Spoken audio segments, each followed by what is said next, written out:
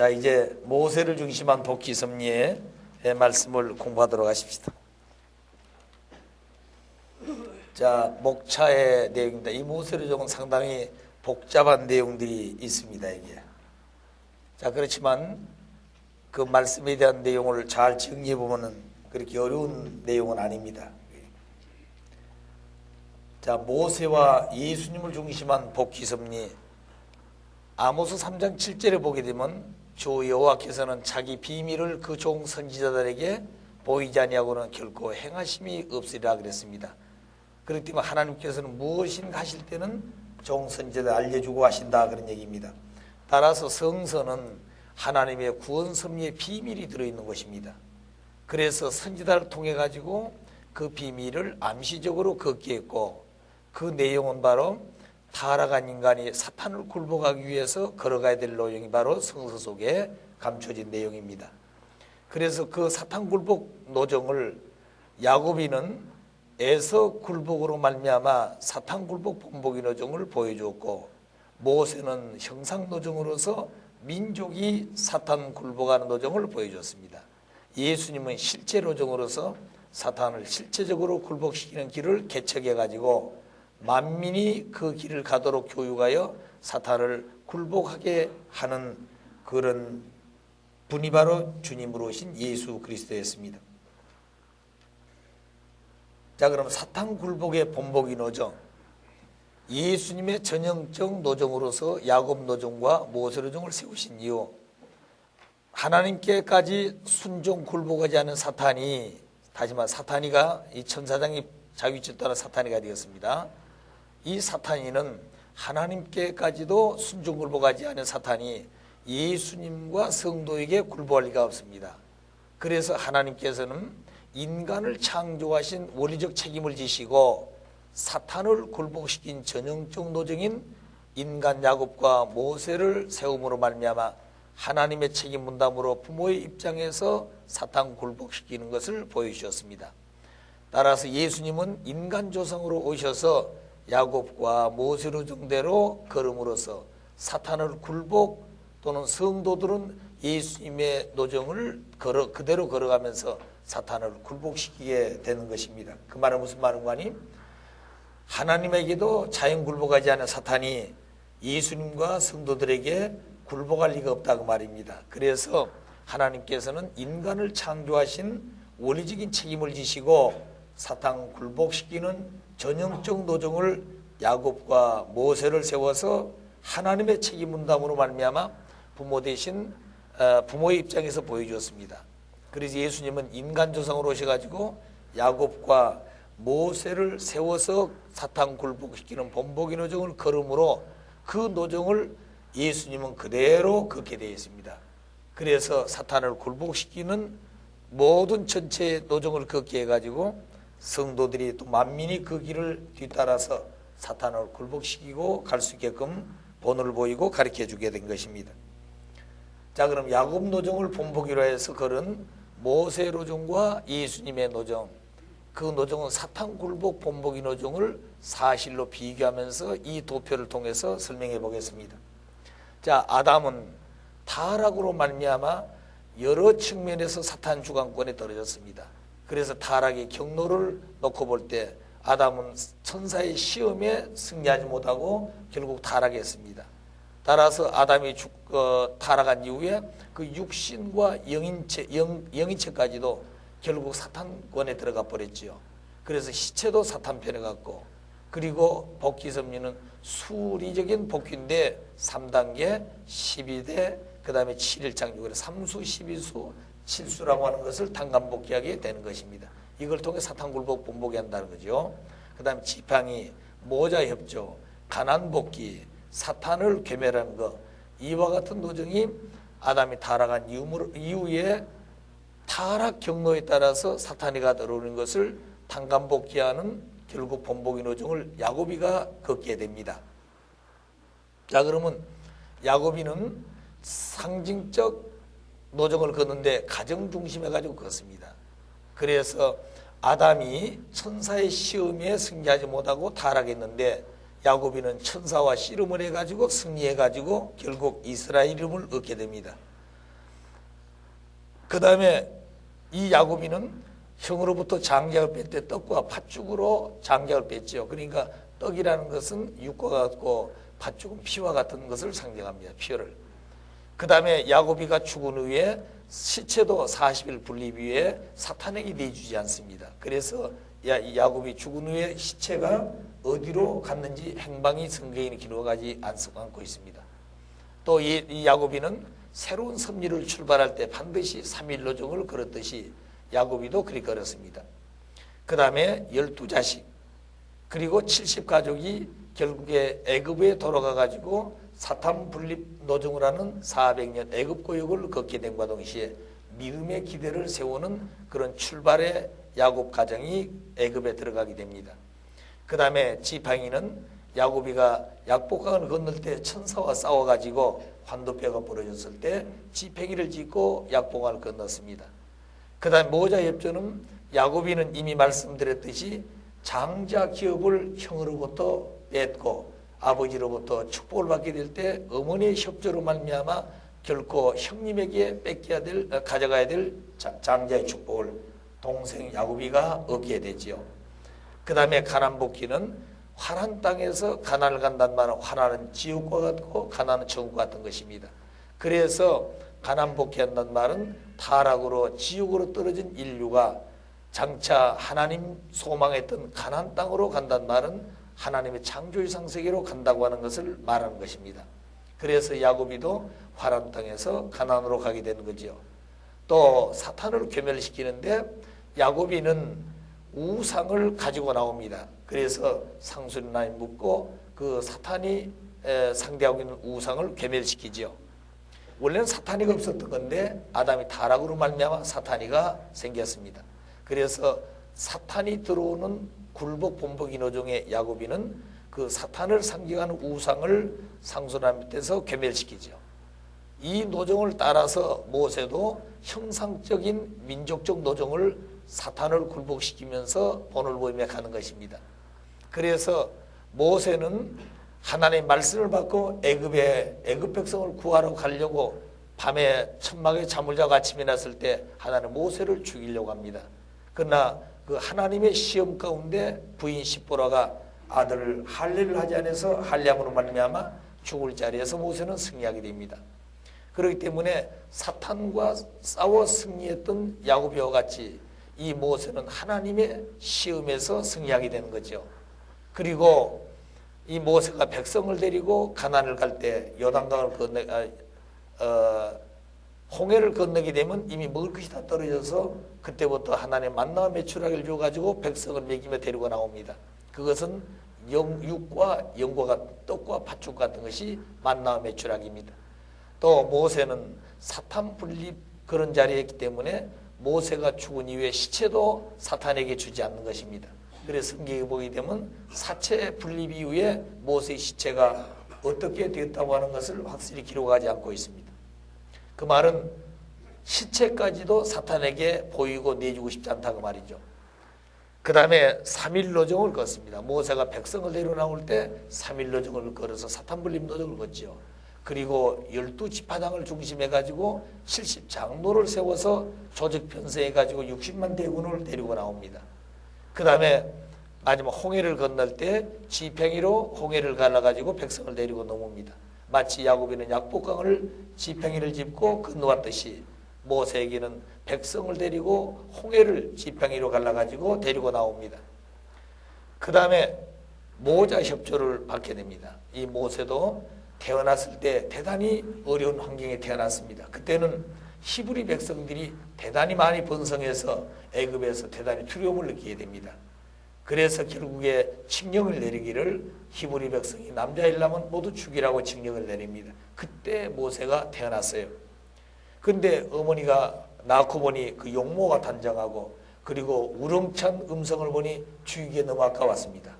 그래서 그 갈대밭 옆에 집이 있는데 거기서 숨어서 아기를 키우는데 애가 클수록 그 목소리가 울음소리가 밖으로 나가면 들킴을 주기 때문에 갈대를 꺾어서 광주리를 만들어 가지고 그 우쪽에 올라 가지고 나일강 하루로 띄워보냅니다. 아기를. 그때 그 건너편에는 그 바로의 공주가 나와서 목욕하고 있는 걸 보고 반대로 뛰었던 것입니다.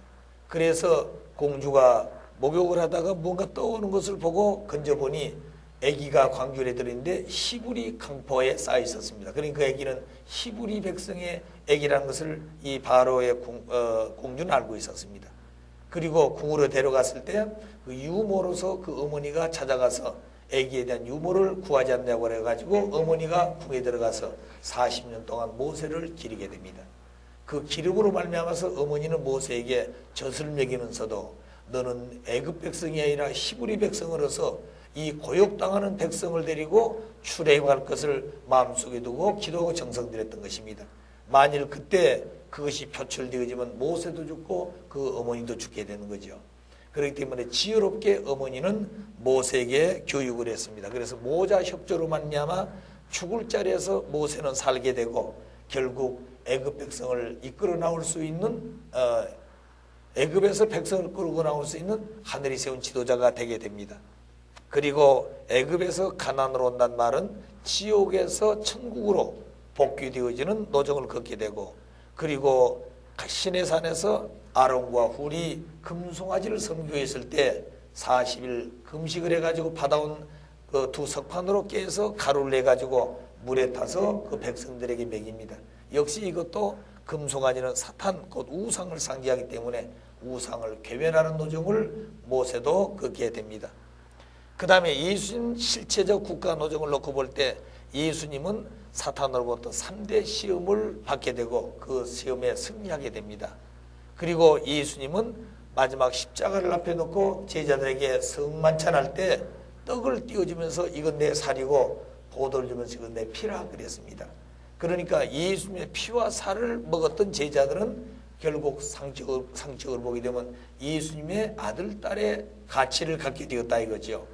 자, 그런데 그런 귀한 가치를 상속해 줬지만 그들은 예수님이 십자가 돌아가는 후에 다 뿔뿔이 옛날에 쓰던 것으로 흩어지게 됩니다. 그래서 부활하신 예수님은 그들을 모두 불러 세우지요. 다메섹으로 간 두 청년, 그리로 갈리로 가는 청년, 그리고 베드로도 갈릴리 호수에가 다시 고기 잡고 있을 때 예수님 나타나서 베드로를 부릅니다. 그래서 마가 다락방에 모여서 40일 동안 하나님의 말씀을 전하고 메시아가 예수 그리스도인 것을 확실히 그들이 믿게 해가지고 결국에 40일 이후에 오순절 성령 강림이 임하게 됩니다. 그래서 뜨거운 영적 역사에 체험한 제자들은 모세와 함께 노마로 그리고 주변의 모든 국가들에게 살아계신 하나님을 증거하고 메시아로 오신 예수님을 증거하게 됩니다. 증거하다가 붙잡히면 죽고 그리고 며칠씩 굶은 사자 때 밥이 되기도 하고 십자가의 모습을 받아 죽이기도 하는 그런 비참한 역사를 걷게 되지요. 자, 그런 다음에 예수님이 십자가에 돌아간 다음에 3일 만에 부활했지만 예수님의 시체가 어디에 있는 걸 잘 모릅니다. 3일이 된 아침 막달라 마리아가 예수님의 무덤을 감춰뒀던 그 동굴에 와보니까 동굴 문이 열리고 예수의 시체는 없었습니다.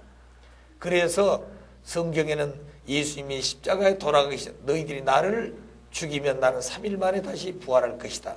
그래서 성전을 헐어버리면 당신은 3일 만에 성전을 회복한다 그랬습니다. 그 말은 성전은 실체 성전으로 오시면 예수님인데 예수님이 십자가에 돌아가게 되면 3일 만에 부활한다고 하는 그런 의미를 담고 있습니다.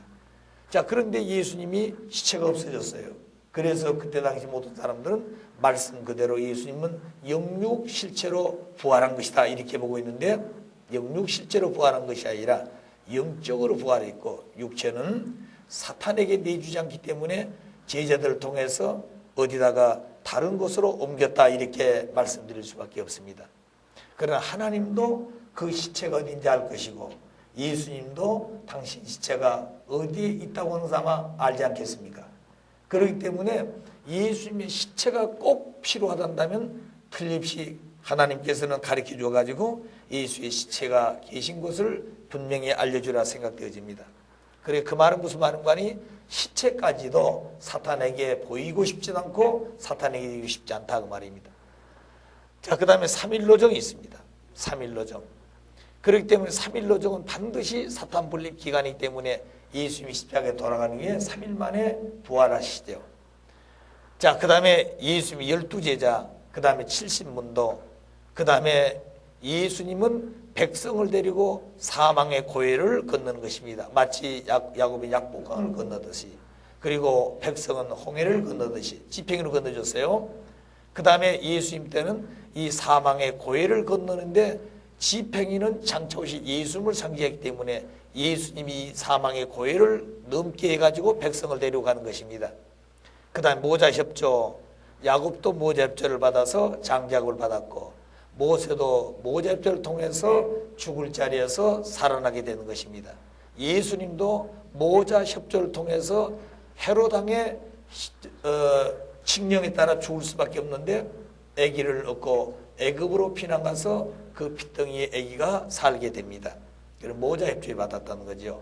또 가나안복희 역시 화란에서 야곱이는 가나안으로, 모세는 애굽에서 가나안으로, 예수님도 애굽에서 가나안으로 가는 가나안복희 노정을 걷게 됩니다.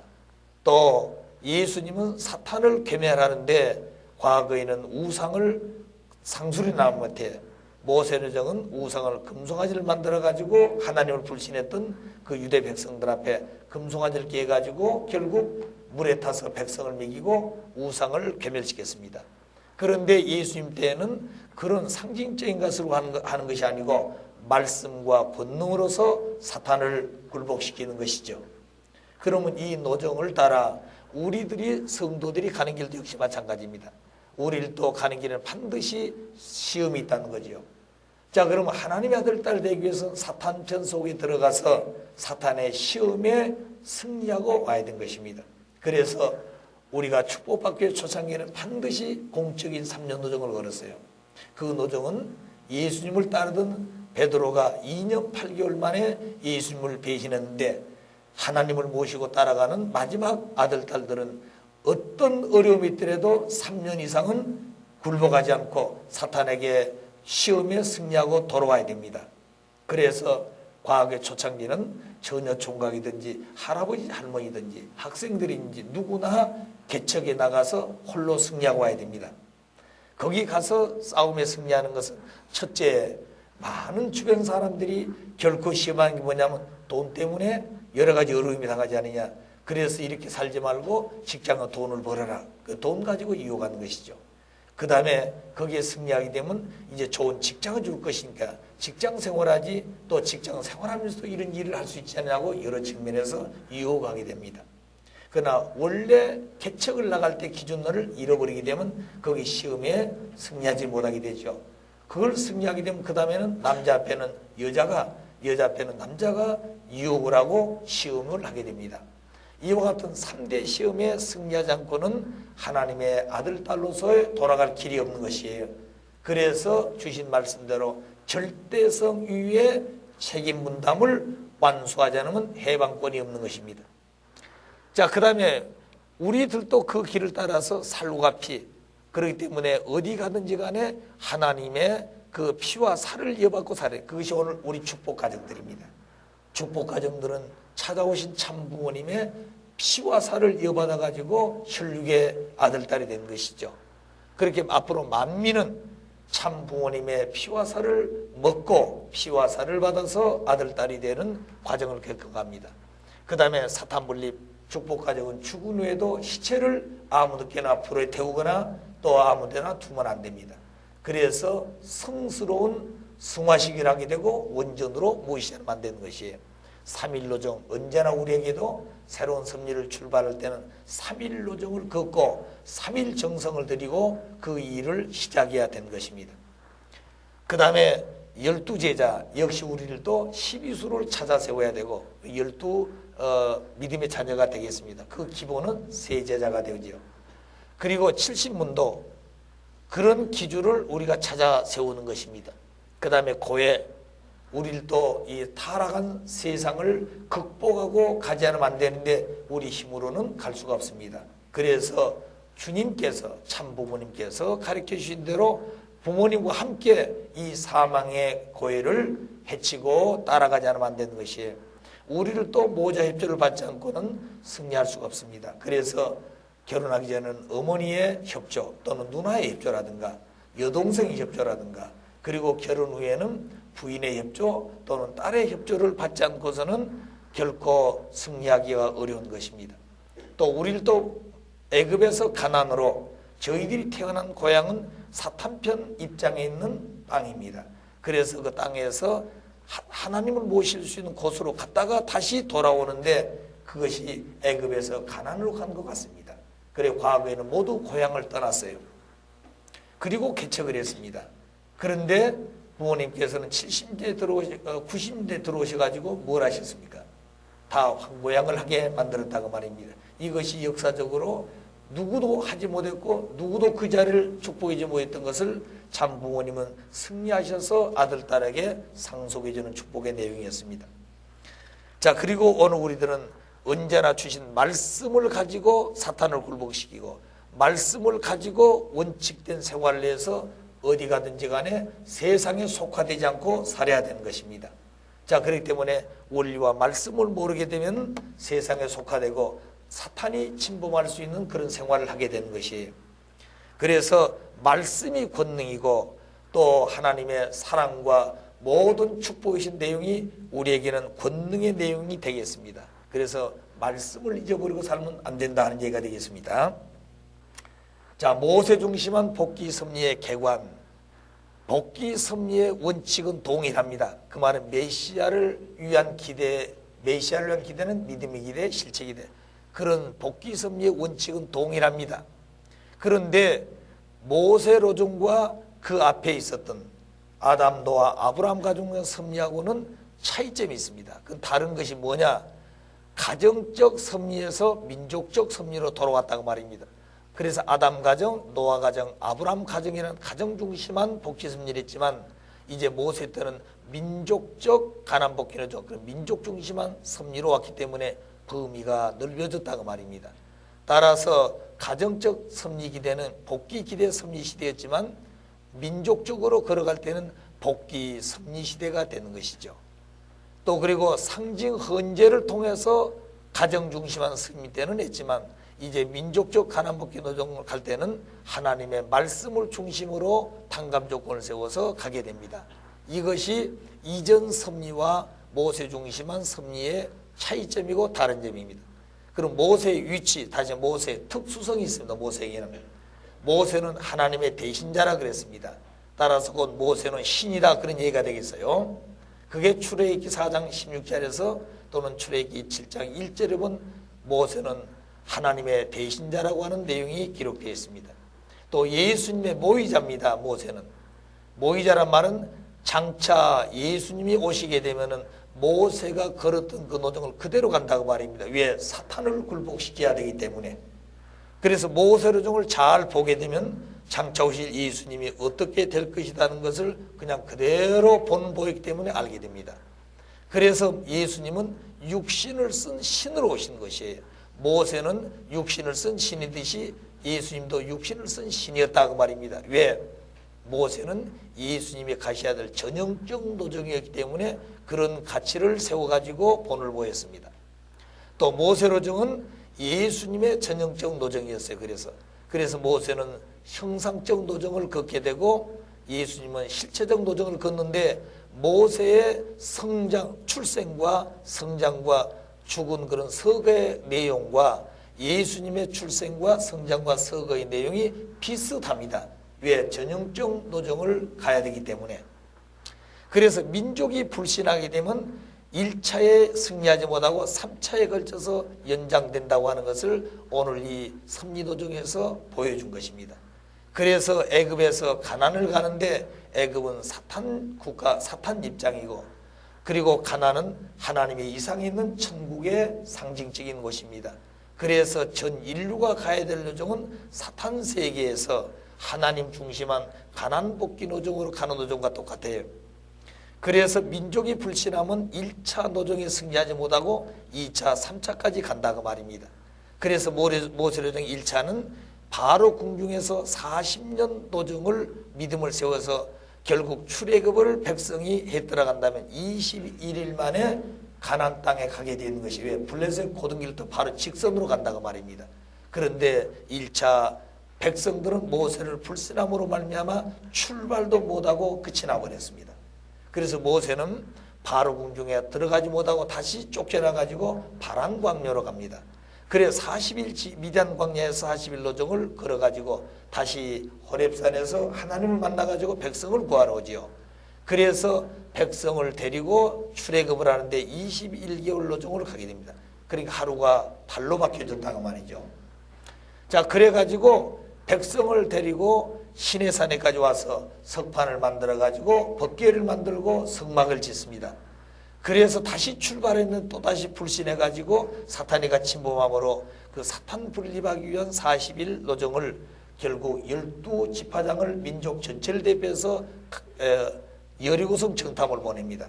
그런데 40일 정탐하고 돌아온 12지파장들은 두 지파장 여호수아 갈렙에는 믿음의 보고했지만 10지파장들은 불신의 보고감으로 말미암아 민족 전체가 불신하고 따라왔던 것을 탄감복귀학에서 민족 대표로 12지파장 보냈는데 결코 12지파장이 믿음으로 하나 되지를 못했습니다.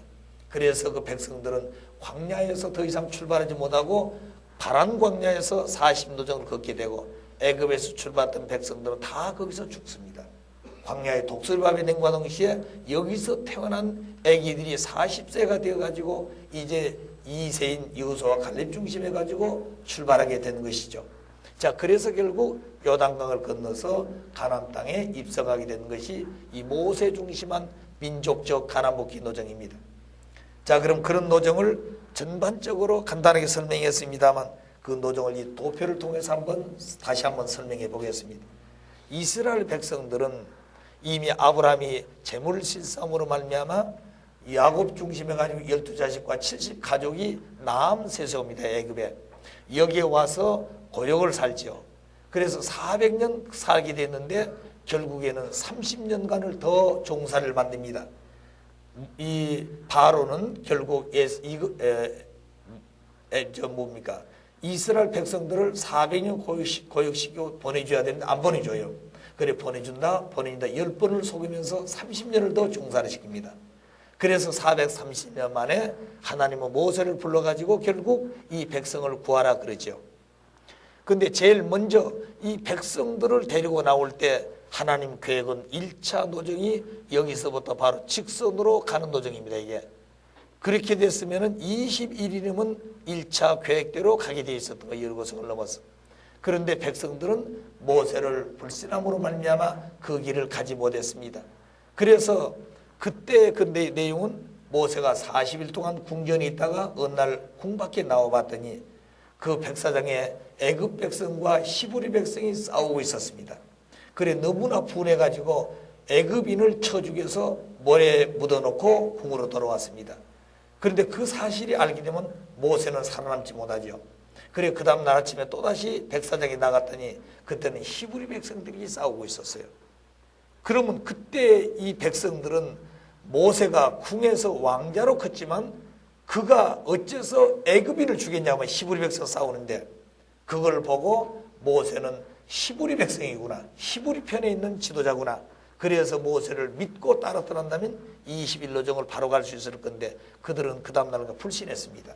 어제는 애굽인을 죽이더니 오늘 우리를 죽이러 왔느냐고 결국 모세를 불신해 버렸어요. 그래서 출발도 못하고 결국에 모세는 궁으로 들어가지는 못합니다. 그래서 쫓겨가지고 이 미디안 광야로 와요. 그리고 여기서 40년 동안 있다가 호렙산에서 하나님을 만나가지고 다시 백성을 데리러 애굽으로 갑니다.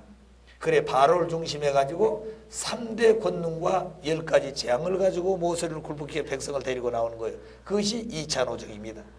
그래서 3일 노정을 걸어올 때 불기둥과 구름기둥으로 낮에는 너무 더웠기 때문에 구름으로 밤에는 어둡기 때문에 불기둥으로 왜? 뒤에서 애굽 병거들이 쫓아오는데 정신없이 가야 된다고 말입니다. 이들은 걸어오고 그들은 병거를 타고 쫓아오기 때문에 3일 노정을 사탄 불림 노정을 걸어서 숫고까지 옵니다. 자 여기 오고 보니 앞에는 홍해가 갈려있고 앞 가려있고 뒤에는 애굽 백성이 병거가 쫓아오는데 징태양단이 되었습니다. 앞으로 가자니 홍해가 마려있고 뒤로 가자니 애굽 병정이 쫓아오고 이제 죽게 되었다고 말이죠. 그러면 이때 백성들은 모세를 따라서 애굽에서 고역 살 때 우리가 죽더라도 이곳을 떠나서 자유롭게 하나님을 모시고 신앙을 해봤으면 좋겠다고 생각했던 그들이 모세를 따라서 나왔습니다. 그럼 앞에가 홍해가 있다 하더라도 모세를 따라서 믿음을 가지고 건너온다고 말입니다. 죽더라도 건너오겠다는 마음을 가져야 되는데 그들은 홍해를 보고 불신하기 시작합니다. 우리를 차라리 그 애굽에 두었으면은 거기서 죽더라도 거기 죽을 거 아니냐고 말입니다. 그런데 이제는 홍해도 못 건너가고 뒤에는 애굽 병정들을 이제 꼼짝없이 죽었다고 모세를 원망 불신합니다. 그때 하나님께서는 모세에게 모세야 너희가 들고 있는 지팡이로 홍해를 치라 그랬습니다. 그리고 홍해를 갈라가지고 우물과 아랫물이 갈라져가지고 건너옵니다. 자, 건너오고 보니 결국에는 또 애굽 병정들이 들어오죠. 그래서 모세가 또다시 기도해가지고 지팡이로 홍해를 다시 쳤더니 우물과 아랫물이 만나가지고 애굽 병정들은 전부 다 홍해에서 수라장이 되었습니다. 그리고 이스라엘 백성들은 건너왔는데 이미 여기서 나올 때는 무교봉을 중심해가지고 먹을 걸 가지고 나옵니다. 이미 다 떨어졌어요. 여기서는 먹을 것이 없습니다. 그래 또 먹을 것이 없다고 불평하고 불만할 때 하나님께서는 이미 그들에게 만나를 줬습니다. 만나는 이제 피난길이니까 밤에 잘 때는 천막을 치죠. 올라가면 텐트를 친다 개인적으로. 그럼 그 텐트 위에 떡가루 같은 것을 소복하게 밤에 하늘에 내려줬습니다. 그래서 그것을 먹고 또 하루를 가는 것이죠. 근데 그것만 먹다 보니까 고기 생각이 나서 이제 고기를 달라고 그런 겁니다. 그래서 하나님께서는 매일 밤 만나와 더불어 메추라기를 줍니다. 메추라기 새 알죠? 그래 아침에 나면 만나가 있고 메추라기가 있는 거예요. 그래 이것을 먹고 쭉 내려옵니다. 그래서 3개월을 거쳐오는데 마지막 느비dim 반석에 여기 느비딤에 왔습니다. 이때는 물이 없어서 사막이니까 아우성을 칩니다. 그 60만 대군이니까 얼마나 기가 막히겠어요. 자 그런데 애기들까지 한 100만이 넘었다는 거예요. 60만 대군이었으니까. 자 그러면 이 느비딤에 와가지고 물이 없어서 아우성을 칠 때 그 불신한 백성을 보고 모세는 하나님에게 기도합니다. 그때 하나님께서는 모세야 너희가 들고 있는 지팡이로 이 느비딤 반석을 치라 그랬습니다. 그래 반석을 쳤더니 거기에서 물을 내먹입니다.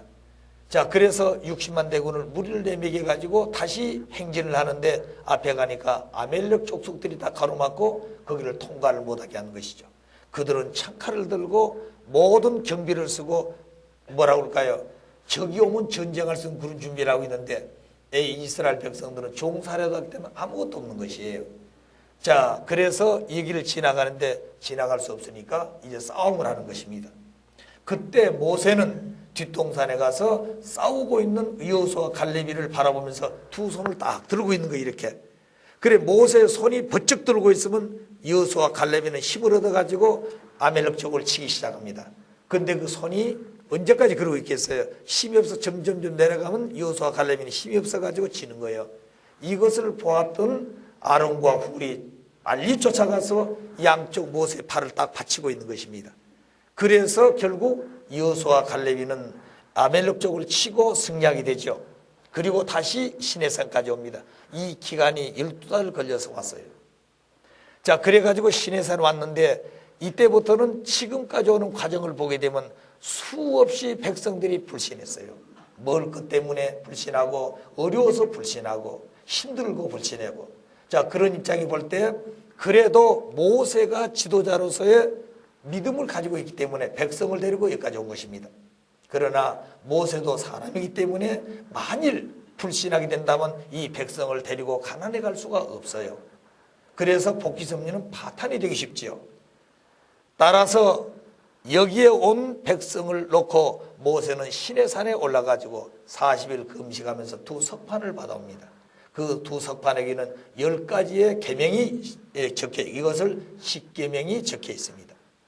그래서 두 석판을 받아가지고 내려오니 아론과 훌이 금송아지를 만들어 놓고 우상을 만들어서 자기들 여기까지 인도한 것은 모세가 아니고 우상이라고 모세를 불신하고 하늘을 배신하는 행위를 하고 있었습니다. 너무 분해서 모세는 가까운 반석을 가지고 금송아지를 때려 부셔가지고 가루를 내서 60만 대군에게 물을 타 먹였습니다. 그게 사탄 괴멸이죠. 자, 그래 이제 40일 금식해서 반석을 석판 받았는데 석판이 없어졌어요.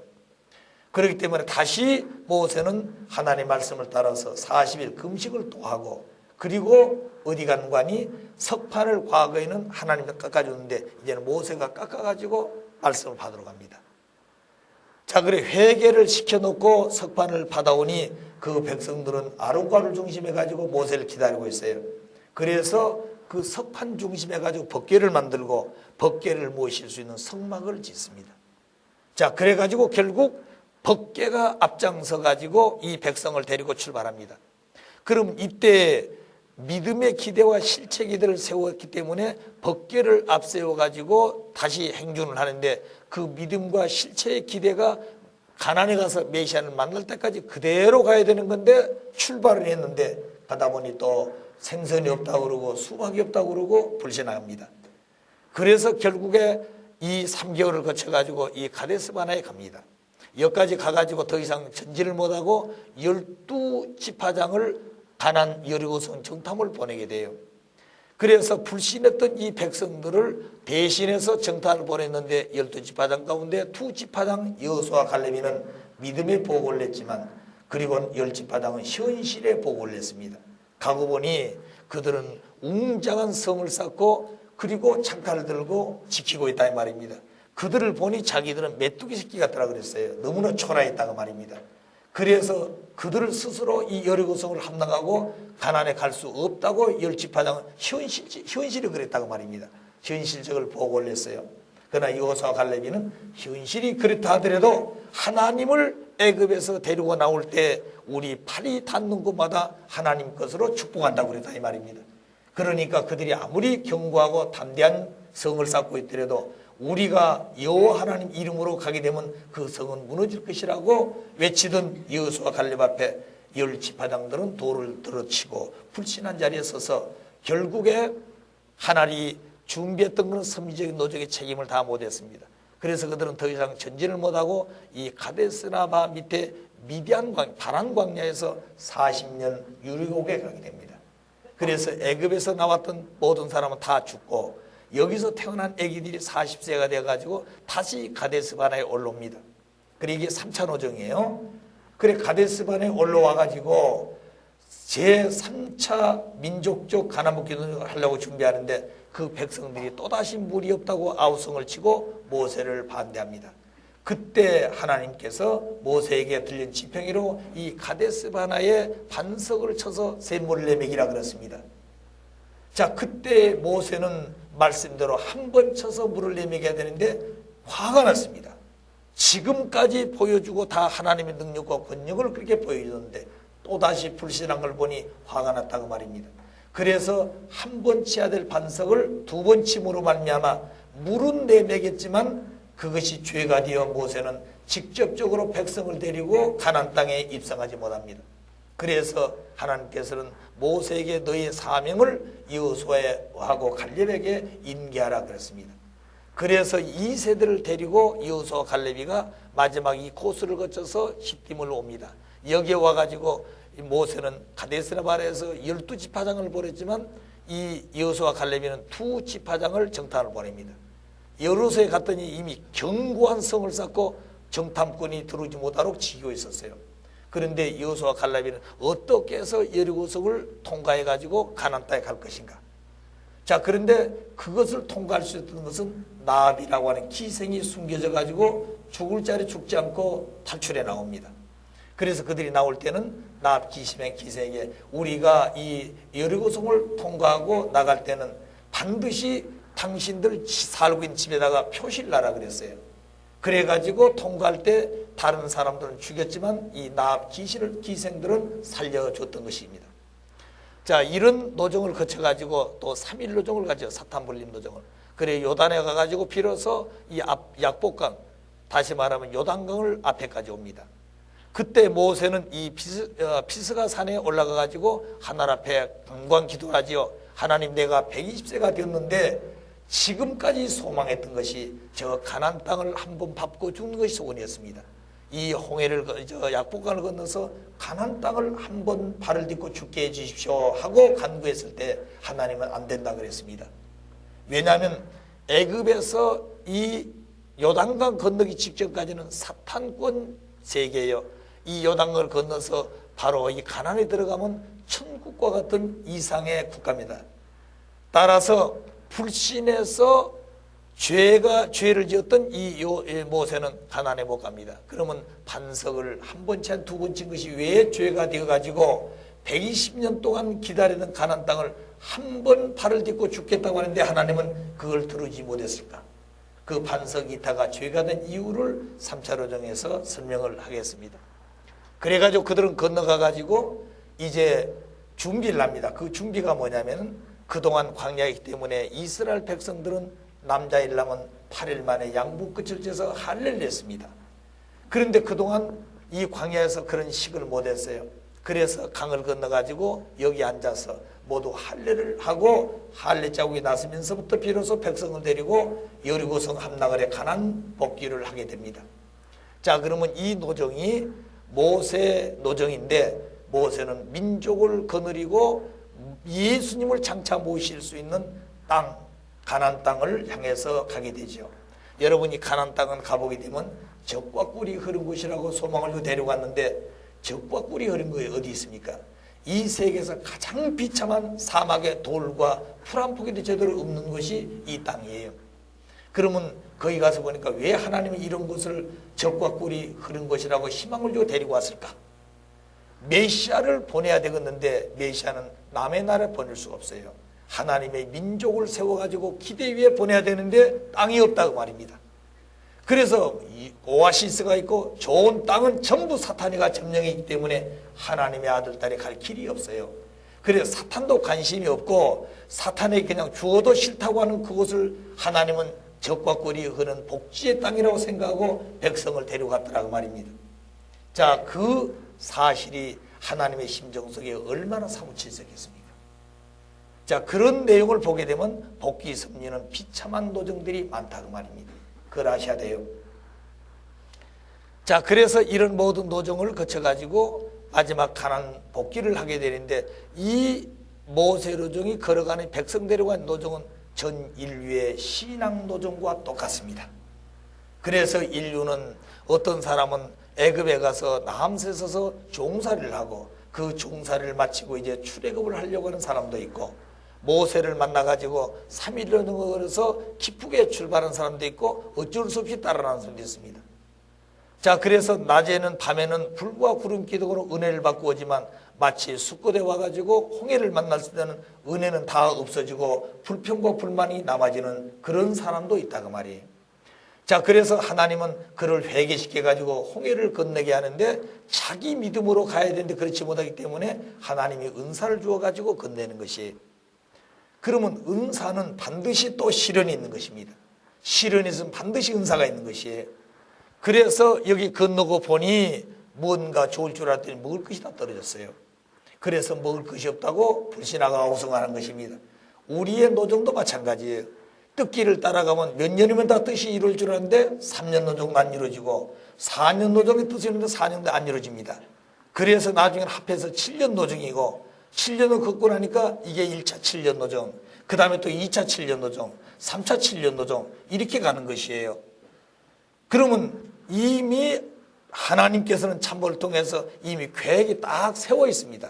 그런데 처음부터 20일 노정 간다 그 어려운 길 안 사람 따라갈 사람이 없어요. 그러니까 희망을 준 것이 3년 노정이다. 그러니까 3년의 뜻이 일 줄 알고 애기들 다 고안해서 주고 학교도 그만두고 책도 다 전장터에다 팽개쳐놓고 개척지에 뛰어나가서 전도했다고 말입니다. 설에 3년 노정이 끝나고 나니까 뜻이 이루어지는 뜻은커녕 또다시 4년 노정하고 3년 하늘 4년 땅 그래서 4년 노정을 걷고 나니까 7년 노정이다 그게. 그래서 그것이 1차고 또 2차 7년 노정 3차 7년 노정 이렇게 가더라고 말입니다. 그런데 어떻게 보면 하늘은 타락한 인간을 바로 가르쳐준 믿을 수 없기 때문에 거짓말이 아닌 거짓말을 해가지고 믿음을 세워 데려가더라고 말이에요. 아시겠어요? 그러니까 우리가 가는 길 앞에 여러 가지 어려움이 있지만 왜 저런 말씀하실까? 왜 저렇게 우리를 데려갈까? 하는 데는 우리 때문에 그렇다. 우리 때문에. 우리가 믿어야 되는데 믿지 못하니까 그렇게라도 데려가야 되겠다 그 말입니다. 그것이 바로 모세를 통해서 보여주는 우리 인류의 신앙 도전길의 한 분야입니다. 자, 그래서 또 열심히 따라오는데 드비든 반석에 왔을 때 물이 없어요. 물 달라고 또 불신하고 아우성칩니다. 하나님은 은혜를 통해서 물을 주지요. 다시 말하면 먹을 것을 준다 그 말입니다. 근데 그것이 충족하지를 못해. 그렇다 해가 떨어지고 나니까 또 원망하고 불신하게 되지요. 그래서 내려다 보니까 사탄에게 딱 가로막고 못 가게 하는 거예요. 자, 그러다 거기에 이기지 못하게 되면 애다 모르겠다. 그냥 주지 않는 것입니다. 이제는 뜻이고 뭐고 다 이제 팽개치겠다고 말이죠. 자, 그런 자리에 서기도 합니다. 그때 여호수아와 갈렙이가 아말렉족과 싸울 때 뒷동산에 서 있는 이 모세의 두 팔과 같이 하나님과 참 부모님의 은혜를 받는 그 자리에 서게 되면 다시 승리할 수 있는 길을 가게 되고 힘을 얻어서 재출발하게 됩니다. 시내산에 온 사람도 있습니다. 여기 와서 금송아지 만들어서 지금까지 하나님의 은혜 가운데 온 것이 아니라 우상이 나를 인도했다.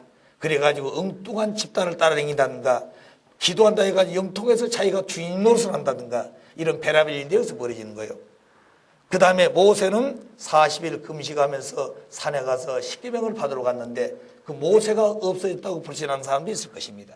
우리를 지금까지 데리고 나올 때는 어느 희망을 가지고 따라왔는데 오다 보니 희망이 없어졌다고 말이에요. 자, 이렇게 별하별 자기중심한 생각을 하고 하나님의 섭리에 나오신 중심적 섭리의 내용은 잊어버리고 산다 이거죠. 자, 그래서 여기서 석판을 받아가지고 회개해야 될 사람도 있고 석판을 받아가지고 법궤를 맞는 사람도 있을 것이고 또 그리고 성막을 짓는 사람 그리고 법궤를 앞세워서 이제 새 출발하는 노종도 있을 것이고 또 새롭게 출발시켜놨더니 가다 보니까 생선이 없다고 그러고 수박이 없다고 그러고 참외가 없다고 불신하던 그런 백성과 같이 우리의 노정은 또 그렇게 가는 사람도 있습니다.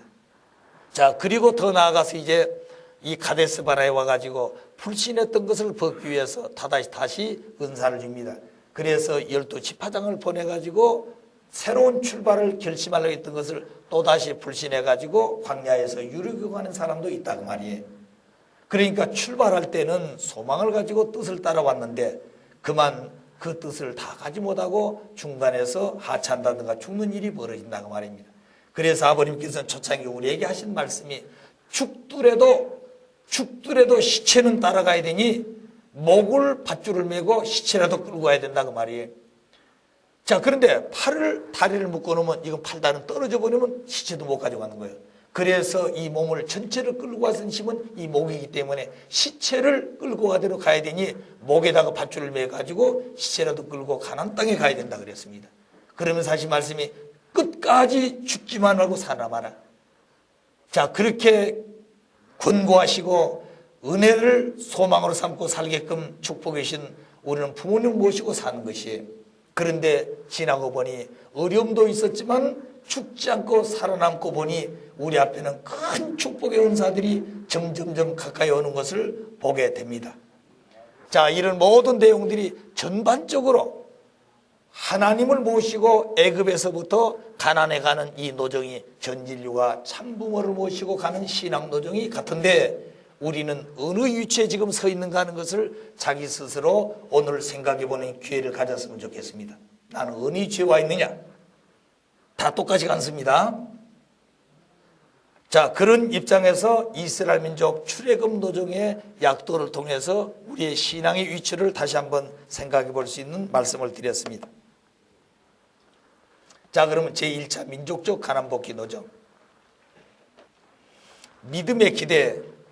역시 이 노정도 아담 가정, 노아 가정, 모세의 종같이 메시아를 맞이해야만이 그 백성이 본연의 길로 돌아가기 때문에 메시아를 맞기 위해서는 메시아를 위한 기대를 조성해야 됩니다. 메시아를 맞이한 기대는 믿음의 기대, 실체기다라고 그랬죠. 그러면 모세 중심한 제1차 민족적 가난복귀 노정에서는 믿음의 기대 중심으로는 모세가 됩니다. 원래는 바로지예요. 왜냐하면 믿음의 중심으로는 아버지가 중심이 되어 믿음을 세우고 그 믿음을 실체기대의 차자에게 계승해 준다 그랬습니다. 자, 그런데 이때 모세를 중에서는 바로가 친아버지는 아니지만 궁에서 아버지로 모시고 40년간 살았기 때문에 이때의 믿음의 기대 중심으로는 원래는 바로가 세워가지고 모세에게 계승해 줘야 하는 거예요. 그랬으면 모세는 애굽에서 쫓겨나지 않지요. 그런데 그런 자리에 바로가 서지 못하니까 모세가 아버지 대신해서 믿음의 중심이 됩니다. 그래서 중심 인물은 조건을 세운데 지금까지는 상직 언제를 드렸지만 이때는 복귀의 기대가 세워져 가지고 복귀 섭리 시대로 왔기 때문에 말씀을 직접 대해 가지고 말씀과 하나 되어 40수 사탄분립 기간을 지나게 되면 직접적으로 조건물을 세울 수 있습니다. 그래서 40년 바로 궁중의 생활을 통해서 어머니를 통해 가지고 충효의 도리를 배웁니다. 너는 애굽 궁에서 살지만 너의 혈관 속에는 히브리 백성의 피가 흐르고 있고 하나님을 모시고 이 백성을 해방시켜야 될 그런 지도자가 되라고 어머니는 간구하면서 젖을 먹이고 유모로서 아들을 길렀던 것입니다. 자, 그때 만일 들키게 되면 모자는 다 죽는 거죠. 그렇기 때문에 얼마나 지혜롭게 어머니가 아들을 교육했고 그 아들은 그 어머니의 말을 절대적으로 믿고 그렇게 살려고 노력했던 것입니다. 자, 그래서 믿음의 기대가 세워져 가지고 실체 기대를 세우는데 이때 실체 기대 중심은 모세가 된 것입니다. 왜냐하면 믿음의 중심은 바로가 되었는데 못해서 모세가 그 대신해서 그래서 1인 2역을 했습니다. 계승할 필요가 없어요. 아담 가정에서 보게 되면 아담이 부모가 되어가지고 믿음을 세워야 하는데 아담이 그 책임을 못하니까 차자의 입장에 있는 아벨이 아버지 대신 믿음의 기대를 세웠기 때문에 아벨은 자기의 승리한 것을 계승할 필요 없이 그냥 그대로 실체기대 중심인물과 같은 것입니다. 그런 것이 바로 모세예요. 그래서 실제 중심 모세가 되고 조건은 타락성을 벗게 한 단감 조건입니다. 그 내용이 이스라엘 민족은 모세 앞에 애중불통을 해야 되는데 백성들이 모세를 믿고 따르지 못하고 불신했습니다. 그래 조금 전에 보게 되면 애굽의 궁에서 나갔던 모세는 백사장에 가니까 히브리 백성하고 애굽 백성이 싸우고 있어서 애굽 백성을 쳐 죽이고 자기 백성을 보여줬습니다. 자, 그렇게 해가지고 하나 되어서 출발하려고 그랬는데 불신해버렸어 백성이. 그래서 출발 섭리는 1차 출발 섭리는 애굽인을 쳐 죽여가지고 출발하려고 했는데 결국 불신해서 출발도 못하고 결국 좌절해버렸습니다. 그러면 어째서 1차 민족적 가난복귀 노정을 출발하는데 애굽인을 쳐 죽여가지고 출발하려고 그랬던 것인가? 이스라엘 민족에게는 모세를 애국심을 보여주어 가지고 모세를 믿게 하기 위해서 그 다음에 모세가 바로 궁에 대한 미련을 끊게 하기 위해서 40년간 살았으니까 미련 있지 않겠습니까? 호화로운 생활이 있었다고 말입니다. 이제 백성을 데리고 가려면 거지 중에 거지 왕초가 돼야 하는 거예요. 그러니까 애굽이 뭐라고 할까요? 바로 궁에 대해서 미련을 끊게 해야 되는 것입니다. 다시는 거기에 돌아갈 수 없게 만들었다고 말입니다. 그래서 애굽인을 쳐 죽여가지고 백성과 하나 돼가지고 출발하려고 그랬는데 백성이 불신해버렸어요. 그리고 장자 입장에는 사탄편을 쳐서 탄감복귀하기 때문에 애굽인을 쳐 죽여가지고 백성을 데리고 나가려고 했던 것입니다. 자, 그런데 그 백성들은 불신해버렸어요. 따라서 민족의 불신으로 말미암아 21일 만에 갈 것을 21개월 노정으로 연장되었습니다. 그래서 애굽에서 가나안 가는 전 기간은 전 인류의 신앙 노정과 같기 때문에 절대 믿음, 절대 사랑, 절대 복종으로 가야 된다고 하는 말씀입니다. 이 내용이. 아시겠어요? 지금까지 그 도면을 지도를 통해서 설명했던 내용의 결론입니다. 이게. 자, 제2차 민족적 가난복귀 노정. 믿음의 중심물은 모세가 됩니다. 이때 중심 인물은 원래 장인되는 이드로가 되는 거예요. 그래서 미디안 광야에 쫓겨왔던 그 모세는 거기에서 결혼을 합니다. 그래서 이드로의 딸과 결혼해가지고 40년간 살게 되죠. 그래, 그때 이드로는 모세의 장인이지만 아버지와 같지요. 그래서 믿음의 중심 인물이 되어서 그 조건을 세워가지고 모세에게 그 뜻을 계승해 줘야 된 겁니다. 근데 이드로도 바로도 못했고 이드로도 그 못했어요. 이드로도 못했습니다. 그래서 조건은 미디안 광야 40년을 승리의 기대를 세워가지고 결국 이스라엘 민족을 찾아갈 수 있도록 하나님 모세를 부르게 됩니다. 그리고 실제 기대는 중심이 모세인데 그때 조건은 타락성을 벗기 위한 탕감 조건입니다.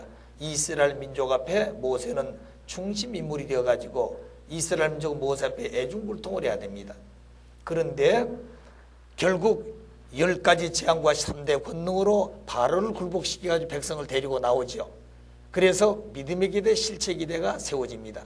그럼 그때 출발은 출애굽을 한 섭리는 3대 기적과 10가지 재앙의 권능으로 바로를 굴복시켜 데리고 나오는데 그 기대가 끝까지 가야 됩니다. 예수님 만날 때까지. 그런데 이 기대를 세워서 메시아 기대는 순간적으로 세워졌지만 또다시 불신하고 또 불신해가지고 가난에 가지도 못하고 결국 그들은 좌절할 때가 여러 차례 있었습니다. 자, 그렇기 때문에 메시아는 직접적으로 맞이하지 못하고 광야에서 다시 말하면 상징적 메시아를 만나게 되죠. 자, 그러면 2차 민족적 가난복귀 노정의 출발 섭리는 10가지의 기적과 3가지의 기적과 10가지의 권능으로서 다시 말하면 이 바로를 굴복에 데리고 나옵니다. 그러면 사탄이 침범한 장자 입장을 탕감복귀하는데 10가지 이 권능과 재앙 가운데 제일 마지막 10번째는 장자와 막것을 전부 다 쳐서 죽입니다. 그때 바로의 장남도 죽습니다. 그런데 바로는 자기 아들을 신전에 올려놓고 아무리 주문하고 정서 살아나지를 않습니다. 그때 바로는 모세에게 굴복합니다. 바로야, 모세야, 너를 보낸 신이 내가 믿는 신보다 훨씬 훌륭하다고 말입니다. 그래서 굴복하고 백성을 데리고 갈 수 있는 길을 열어줍니다. 그때 모세는 백성을 데리고 나올 때 거짓말하고 데리고 나옵니다. 그 내용이 뭐냐면 우리가 400년 동안 같이 모여서 하나님 앞에 제사를 드리지 못했으니 우리가 제사를 드려야 되겠다. 그런데 그 제사는 여기서 드리는 것이 아니라 적어도 너희들과는 좀 달리 한 3일쯤 가가지고 먼 곳에 제사 드리고 올 더니 우리를 그 길을 열어주라 그랬습니다. 자, 그러니까 결국 바로는 모세에게 굴복했기 때문에 그 말씀을 들어줬지만 이미 그들은 제사 드리러 간 것이 아니라 도망간 것을 알았습니다. 그래서 병거를 데리고 출동해 오죠. 그래서 출발할 때는 장자와 막갓을 쳐서 사탄이 침범했던 것을 탕감복귀하려고 그랬습니다. 두 번째는 이스라엘 민족에게는 애굽에 대한 미련을 끊기 하기 위해서 가는 길이 굉장히 어렵고 힘들죠. 그럴 때마다 종살이 했지만 그를 먹을 것이 있었고 살 곳이 있었어요. 따라서 그들은 이미 애굽을 출발하면 다시 애굽으로 못 돌아가게끔 이스라엘 민족은 애굽 미련을 끊게 하기 위해서 이와 같은 많은 재능과 권능을 베풀어 가지고 출동시킵니다. 그 다음에 이스라엘 백성에게는 하나님이 보내신 모세임을 민족이 믿게 하기 위해서 또 400년 애굽 고역을 탕감 기간으로 다 이미 지났는데 뭐 바로는 10번씩이나 보내준다고 하면서 결국 30년을 더 종살을 시켰습니다. 그래서 그 민족의 울부짖는 탄식 소리가 하나님 귀에 들려왔다 그랬어요. 그래서 하나님은 모세를 호렙산에 불러가지고 모세야, 이곳은 거룩한 곳이니 신을 벗고 올라오라. 그래가지고 거기에 올라왔을 때 하나님께서 모세야, 저 울부짖는 애굽의 백성들의 소리를 듣지 못하느냐? 이제부터 가서 그 백성을 데리고 나오라고 권고합니다. 그때 모세는 여러 얘기를 하나님에게 하죠. 저는 능력이 없습니다. 저는 말을 잘 못합니다. 그렇기 때문에 바로를 가서 굴복시켜가지고 백성을 데리고 올 수가 없습니다. 그럴 때마다 하나님은 여러 측면의 그 내용을 충족시켜주는 말씀을 해줍니다. 그리고 내가 너와 함께 할 것이니 애굽에 가서 백성을 데리고 오라 하고 축복해 주는 것이죠. 자, 그런데 이 출발 섭리는 10가지의 기적과 3가지의 기적, 10가지의 권능으로서 출발을 했습니다만 가는 도정이 불신했기 때문에 메시아를 맞이한 믿음의 기대, 실체 기대가 무너졌습니다. 그럴 때마다 시련을 겪게 되죠. 그때 호렙산에서 만난 모세는 하나님을 만나가지고 바로를 가서 굴복시키고 백성을 데리고 나가고 할 때 모세는 나는 말씀을 잘 못합니다. 그럴 때 바로를 굴복시킬 수가 없다고 그랬어요. 그때 하나님께서는 말씀을 대변할 수 있는 아론과 미리암, 이건 자매입니다. 남매입니다. 아론과 미리암을 줬다 그랬습니다. 말씀 대신자로. 그건 뭘 보여주는 거니? 모세는 하나님의 대신자였으니 하나님 앞에 장차 말씀의 실체로서 예수와 성신이 올 것을 하나님께서는 이 모세를 통해서 보여준 것입니다. 그 다음에 장막에서 자고 일어날 때 하나님 모세를 죽이려고 그랬습니다. 그때 십보라 되는 부인이 아들 할례를 하지 않았던 것을 보고 할례를 함으로 모세가 살아났습니다. 자, 그러면 우리가 주어진 환경에서 갑작스럽게 어떤 사건이 벌어졌을 때는 이 사건이 왜 생겼을까? 그리고 자기 주변을 보라는 것입니다. 첫째는 자기 자신이 잘못한 것이 없는가 하고 생각해야 되고, 두 번째는 자기는 잘못한 것이 없는데 왜 우리 가정에 우리 주변에 이런 일이 있을까? 왜 우리 교회에 이런 일이 있을까? 그때 거기는 반드시 어떤 내용이 있다 그 말입니다. 그래서 그 내용을 찾아가지고 하나님이 함께 할 수 있는 길을 열어놔야 되는 것이죠. 그것이 바로 모세를 통해서 보여준 하나의 또 교훈이 될 수 있습니다. 하나님은 언제나 모세에게 권고해가지고 애굽에 가라고 그랬는데 자고이나 장목이 나니까 하나는 모세를 죽이려고 했던 그것이 바로 하나님의 시험이었습니다. 자, 그때 아내 십보라가 아들을 할례해가지고 모세를 살리게 되죠. 그러면 그 이유는 무엇이냐? 어째서 모세를 죽이려고 했냐? 이유가 뭐냐? 아담이 하나님을 배반한 것을 심정적으로 탕감복귀해가지고 모세를 출발시키려고 하는 것입니다. 두 번째, 모세 스스로 갔다고 하는 조건을 세우기 위해서 가다가 어려우면 언제든지 모세는 하나님을 의지하려고 한다는 거예요. 그렇기 때문에 아주 출발부터 아무리 어려워도 너 스스로 간 것이지 하나님을 원망하거나 하나님을 의지하려고 하지 말라고 말이에요. 그래서 모세를 죽이려고 하는데 부인의 협조를 통해서 살아남습니다. 따라서 예수님도 모자 협조로 살아난다는 것을 예시해 주었어요. 그 다음에 할례는 뭐냐? 모세의 아들을 할례함으로 말미암아 가족이 구원을 받았습니다. 그건 장차 이스라엘 민족이 출애굽할 것을 출애굽할 그 가능을 보여준 것입니다. 왜 모세가 애굽에 가야 백성을 데리고 나오지 않아요? 또 예수님 때는 이스라엘 민족이 할례함으로 말미암아 하나님의 구원 섭리의 가능함을 보여준 것입니다. 그럼 할례의 뜻은 뭐냐?